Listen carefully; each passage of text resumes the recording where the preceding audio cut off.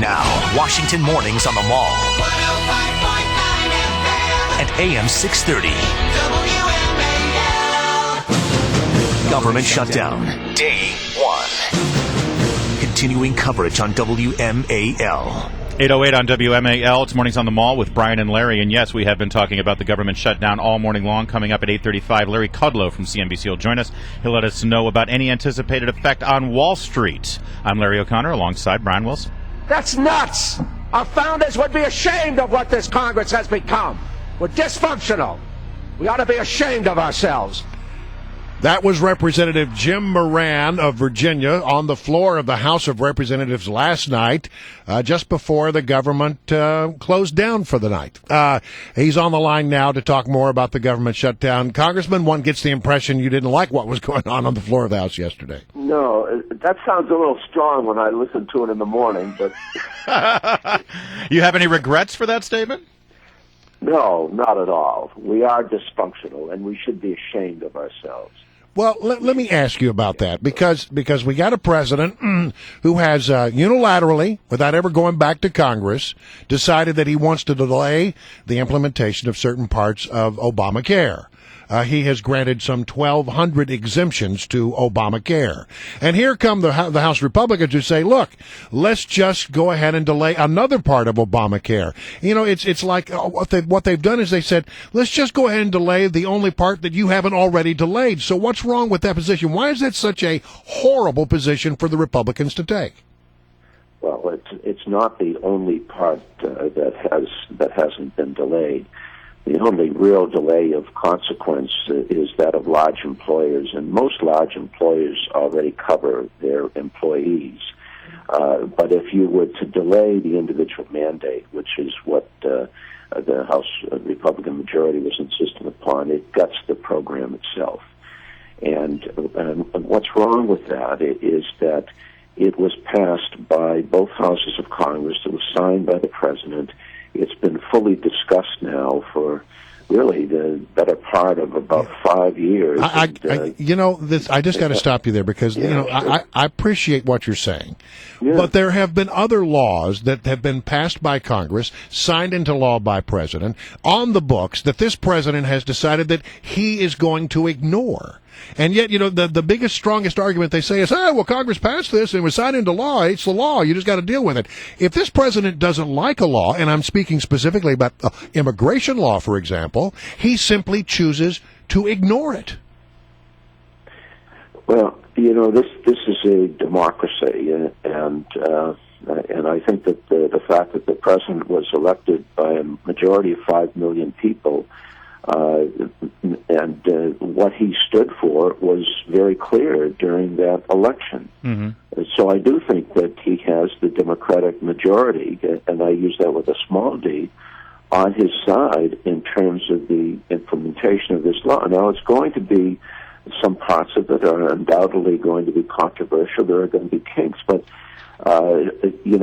it's best explained by Ted Cruz, ironically, when he read out that book, Green Eggs and Ham. You don't know whether you're going to like it until you try it. And in this case, it is the law. I think he has the prerogative to implement it. He certainly has the legal authority.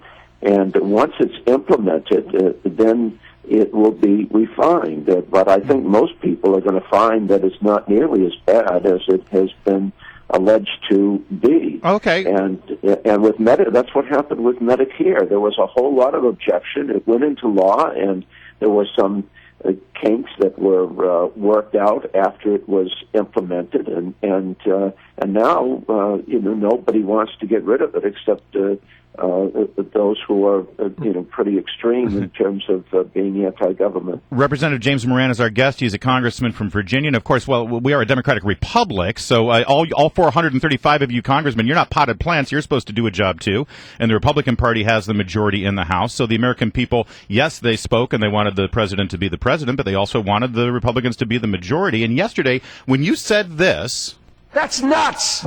Our founders would be ashamed of what this Congress has become. Okay, well, the law that was being considered at that time when you said that, Congressman Moran, was that the government will stay funded. However, members of Congress and their staffs would have to live under the Affordable Care Act that you voted for without any federal subsidy, just like every other American citizen. Why is that nuts? Well, in the first place, that wasn't the only provision that was holding this up. It was also a provision that gutted the Affordable Care Act, and the House knew that the Senate would reject it and knew that the President would reject it. So that was tantamount to ensuring that there'd be a government shutdown. But you did vote against. But you did vote against the idea of Congress living by this law as well. Why are you against that? Because if it applied only to the members of Congress, you're talking about the application to members and their staff of the health insurance. Well, I do oppose that. It wasn't out there by itself. I opposed a government shutdown. But if it applied only to members, I would accept that, but not to my staff. My staff is all of them are underpaid and overworked.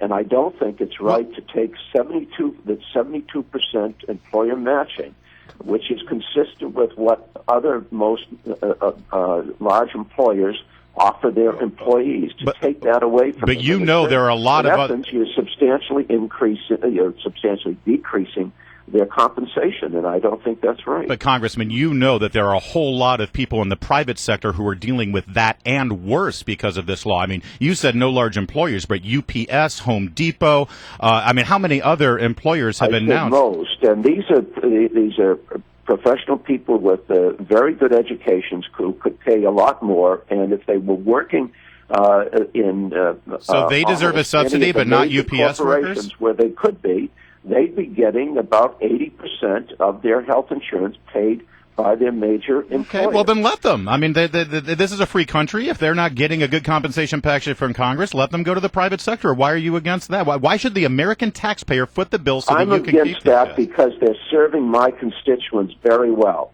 and I care about my employees.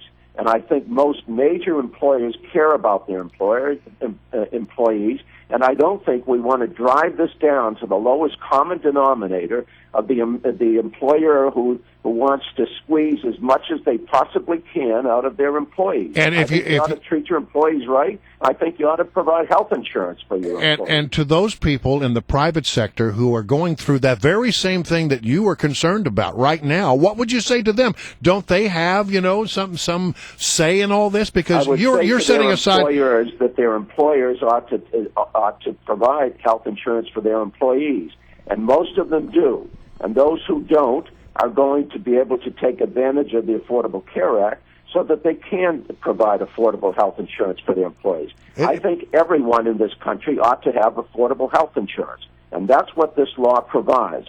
But when it's already provided for employees, particularly of large institutions, I think that's working and ought not be broken. And what this was intended to do is to break the bond between the employer and the employee within the legislative branch of government. Right. And I don't think that's right. The next thing you do is to take it away from federal employees through the Federal Employees Health Benefits Plan, and that wouldn't be right either. That's one of the incentives. That's one of the reasons why we're able to keep federal employees working for us, even though they're oftentimes getting paid much less than they could in the private sector. Representative Jim Moran, it's always great to have you, and I know that the people who voted for you, they love that you're out there fighting for them, and those who don't vote for you, they love hearing you on our show every morning, or when you join us on the morning, because you get them fired up.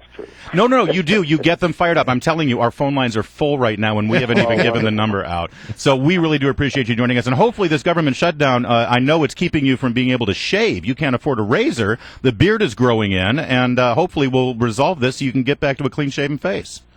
Yeah, well, that's not the reason I shave. It's just well, apparently, just so you know, I get a little self-conscious. There are unnamed female employees here on Mornings on the Mall who are digging the beard. I'm not going to name her, but she likes it. Her name is Heather. Thank you, Congressman Moran. Great to have you. Thanks, Congressman. We are late to go to traffic, but, it's Jim Moran, so we go a little late. Let's go to Jimmy Whitten with the traffic. And, Brian, I heard you say Heather, so that's good. It wasn't Jamie. Right. Yes, let's get other